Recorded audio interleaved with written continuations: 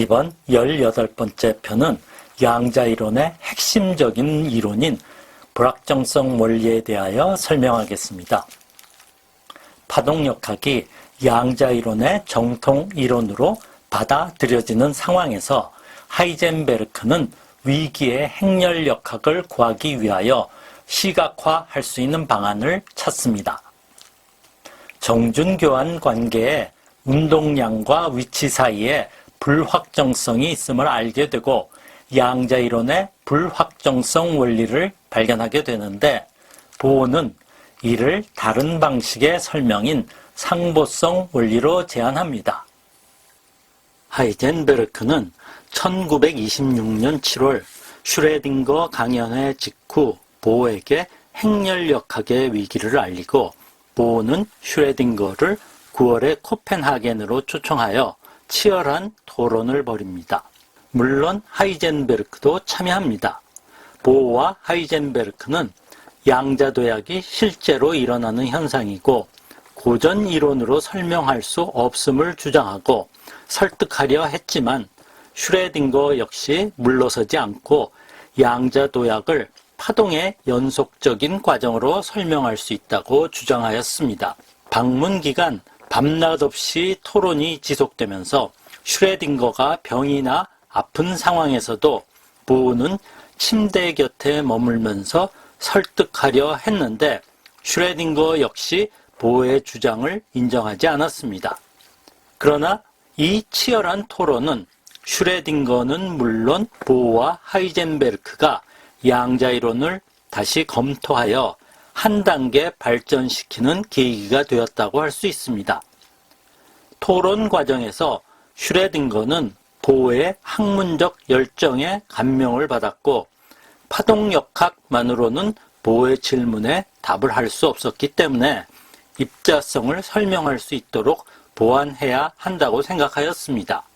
보어와 하이젠베르크도 슈레딩거의 관점을 확실히 이해하였지만 자신들이 옳은 길을 가고 있다는 확신도 하게 됩니다. 양자 현상은 시각화가 불가능하기 때문에 고전 이론을 버려야 한다는 데에는 같은 의견을 가지고 있었습니다. 그런데 보어와 하이젠베르크는 고전 이론에 대한 관점에서 차이를 보이고 둘 사이에 치열한 논쟁을 하게 되고, 결국 하이젠베르크는 불확정성 원리를 제안하고 보어는 상보성 원리를 제안하게 됩니다. 1926년 후반 하빌리타치온을 마친 하이젠베르크는 당시로는 드물게 대학 교수직 제의를 거절하고 코펜하겐 연구소의 연구원이 되어 보어와 같이 양자이론을 연구합니다. 하이젠베르크는 연구소와 가까이 살았기에 보어는 종종 밤 늦은 시간에 들려서 새벽까지 토론을 하곤 했습니다. 하이젠베르크는 보어의 접근 방법이 너무 모호하고 철학적이라 생각했습니다. 입자성과 파동성을 같이 보이기 때문에 보어는 이를 나타내는 고전 이론을 동시에 만족하는 새로운 방법을 생각하고 있었는데, 하이젠베르크는 애매한 방향이라 생각하고 고전 이론은 완전히 폐기해야 한다고 생각했습니다. 토론에 지친 보어와 하이젠베르크는 잠시 휴식을 취하기 위해 보어는 1927년 2월 스키 휴양지로 떠나고, 오랜만에 혼자 남은 하이젠베르크는 방해받지 않고 생각을 정리하게 됩니다. 그리고 처음부터 다시 점검을 하는 과정에서 행렬역학에서 시각화할 수 있는 무엇인가가 필요하다고 생각하게 됩니다. 전자의 입자성은 부인할 수 없는 입자의 현상으로 안개상자 실험에서 관찰되었습니다. 1911년 영국의 기상학자 윌슨이 개발한 방법으로 방사선이나 하전 입자가 포화 수증기층을 지나가면서 남긴 안개 흔적으로 전자의 움직임을 눈으로 관찰할 수 있었습니다. 1926년 10월 파울리가 보낸 편지에서 파동함수의 보른의 확률 해석에 관하여 재해석한 내용을 검토합니다. 파울리는 운동량을 보는 눈과 위치를 보는 눈이 따로 있는데 이 두 눈을 같이 뜨면 혼란에 빠진다는 행렬역학의 정준교환 관계를 언급합니다. 하이젠베르크는 1925년 행렬역학을 완성한 후 베를린 대학에서 강연회를 하였는데 강연 후 아인슈타인 집에 초대를 받아 토론하는 과정에서 아인슈타인의 언급을 떠올립니다. 어떤 자연현상을 관측하려고 할 때는 그 현상을 관측하는 장비에서 또 다른 사건이 만들어지고 장비가 복잡하면 사건들이 연이어 있기에 이를 다 파악해야 관찰을 아는 것인데 그렇기 때문에 무엇을 관측하는지를 결정하는 것은 장비가 아니라 이론이라는 말을 생각해 봅니다. 안개상자의 흔적은 경로 자체의 흔적이 아니라 움직이는 전자에 의해 이온화된 물방울의 흔적이고 전자보다 상당히 크기 때문에 근사적으로 경로를 아는 것이라는 생각을 하게 됩니다. 그리고 질문을 이렇게 해보게 됩니다. 양자역학에서 전자의 실제 위치에 대한 근사적인 위치를 알고 속도도 근사적으로 알 수 있는 것 아닌가? 그리고 이 근사적 값의 오차를 무한히 작게 만들 수 있는가? 라는 것입니다. 그리고 근사치의 오차를 수학적으로 계산하여 위치의 오차에 운동량의 오차를 곱한 값은 플랑크 상수보다 작을 수 없다는 불확정성 원리를 완성하게 됩니다. 유도되는 과정을 슬릿을 통과하는 전자의 파동이 퍼져나가는 과정으로 간단히 살펴보겠습니다. 파장 람다, 슬릿 크기 델타 X, 파동이 퍼지는 각도 델타 세타, 전자의 운동량 P, 슬릿을 통과한 후 운동량 분포 델타 PX의 관계로부터 생각해 볼 수 있습니다. 첫 번째로 슬릿 폭 델타 X, 파장 람다, 델타 세타의 관계를 실험적으로 나타날 상황을 통하여 살펴보면 일정한 파장 람다에서 슬릿 폭이 작아지면 파동의 퍼지는 각도가 커집니다. 이것을 카메라의 조리개를 줄이면 빛이 퍼져 보이는 것과 같은 현상입니다. 그리고 동일한 슬릿 크기에서 파장이 길어지면 퍼지는 각도가 증가합니다. 따라서 퍼지는 각도는 파장의 길이에 비례하고 슬릿 폭에 반비례합니다. 두 번째로 퍼지는 운동량 분포 델타 PX, 전자의 운동량 P, 퍼지는 각도 델타 세타 사이의 관계를 살펴보면 퍼지는 운동량 분포는 당연히 퍼지는 각도와 비례합니다. 그리고 전자의 운동량 역시 퍼지는 운동량 분포와 비례하기 때문에 퍼지는 각도 델타 세타는 전자의 운동량에 반비례하고 퍼지는 운동량 분포에 비례합니다. 첫 번째와 두 번째 결과를 합하고 물질파식을 대입하여 정리하면 위치의 불확정성과 운동량의 불확정성의 곱이 플랑크 상수와 같다는 결과가 나오게 됩니다. 이 관계는 보여주는 바와 같은데 운동량과 위치뿐 아니라 측정 에너지와 측정에 걸리는 시간에 대하여 같이 성립됩니다.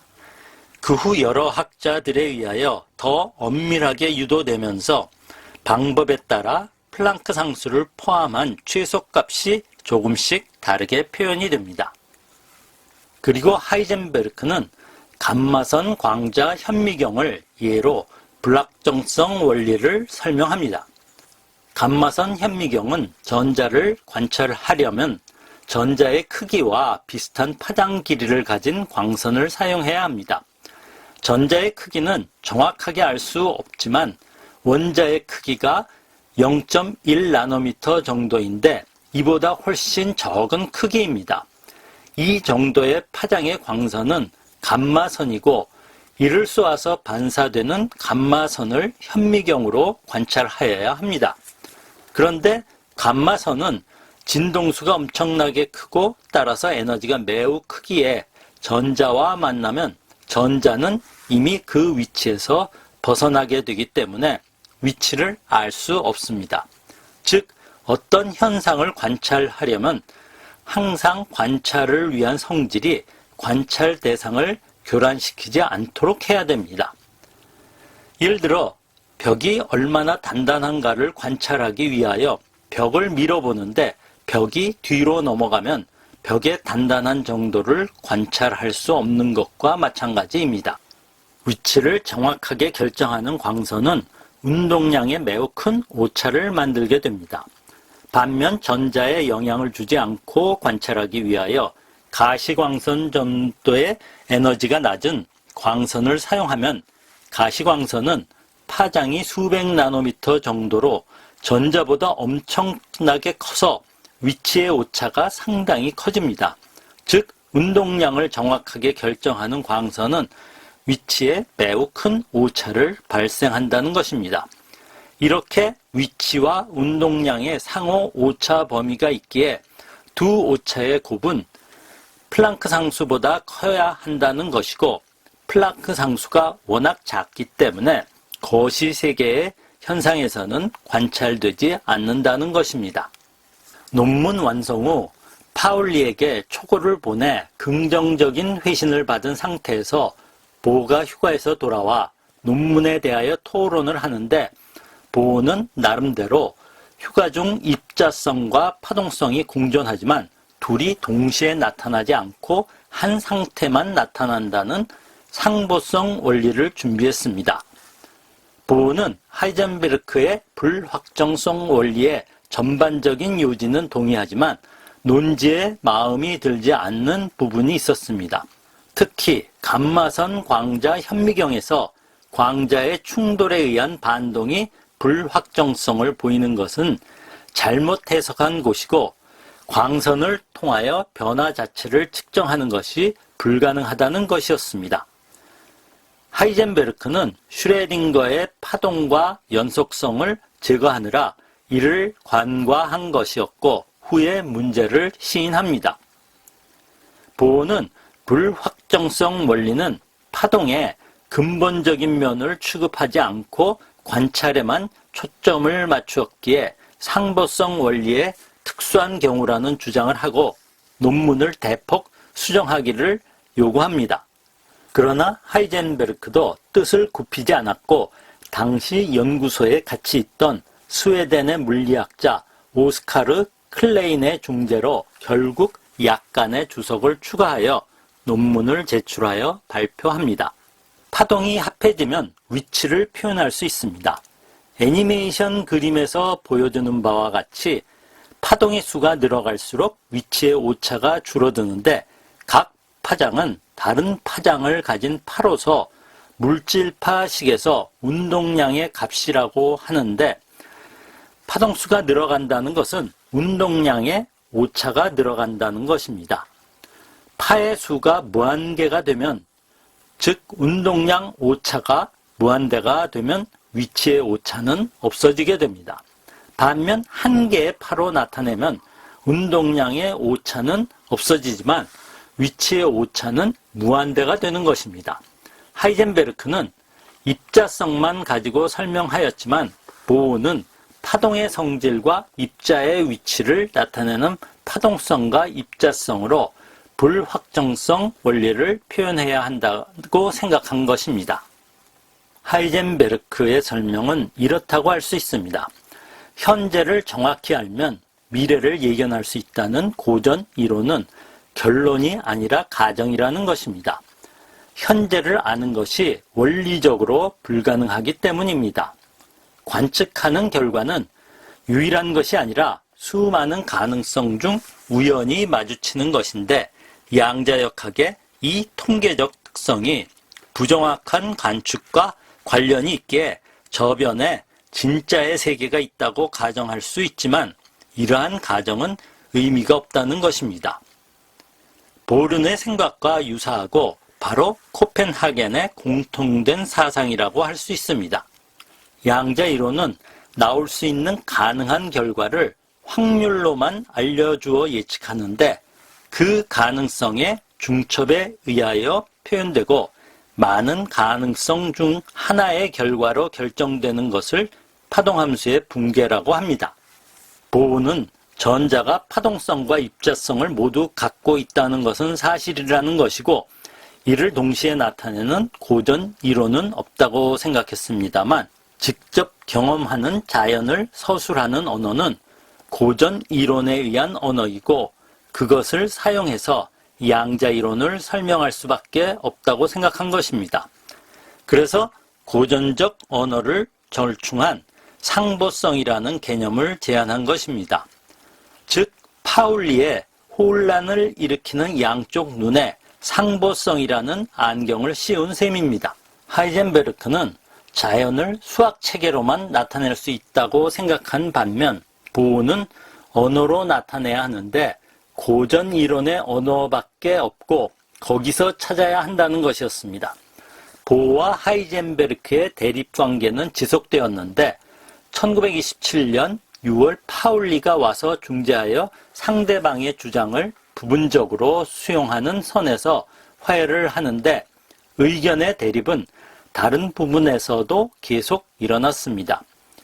하이젠베르크는 이러한 대립에도 불구하고 어떠한 추세로 정착이 되는 것이 양자 이론의 코펜하겐 정신이었다고 회고하는데 지금 코펜하겐 해석으로 불리는 것입니다. 양자 이론의 코펜하겐의 혁명적인 생각은 실제가 무엇인가를 알 수 있는 방법은 없고 물어볼 가치가 있는 질문은 입자나 파동처럼 행동하는가이고 답은 입자처럼 행동하는 경우도 있고 파동처럼 행동하는 경우도 있는 질문에 따라 답이 달라지는데 동시에 볼 수 없는 자연은 고전 이론이 생각했던 것과 다른 이해하기 힘든 상황이라는 것입니다. 이번 편을 요약하면 하이젠베르크는 파동력학에 의하여 시각화할 수 있는 방법을 찾는 과정에서 관측에서 나타나는 위치와 운동량의 오차를 표현하는 수학적 방법을 알아내었고 이를 간단한 수식으로 정리하여 전자의 위치와 운동량을 동시에 정확하게 결정할 수 없다는 불확정성 원리를 제안하였고 보호는 입자성과 파동성을 동시에 만족시키는 방안으로 불확정성 원리의 다른 표현인 상보성이라는 개념으로 제안합니다. 다음 편에서는 파울리가 전자 스핀을 가정하여 베타 원리를 제안하는 과정과 양자 이론을 통하여 주기율표를 설명하겠습니다.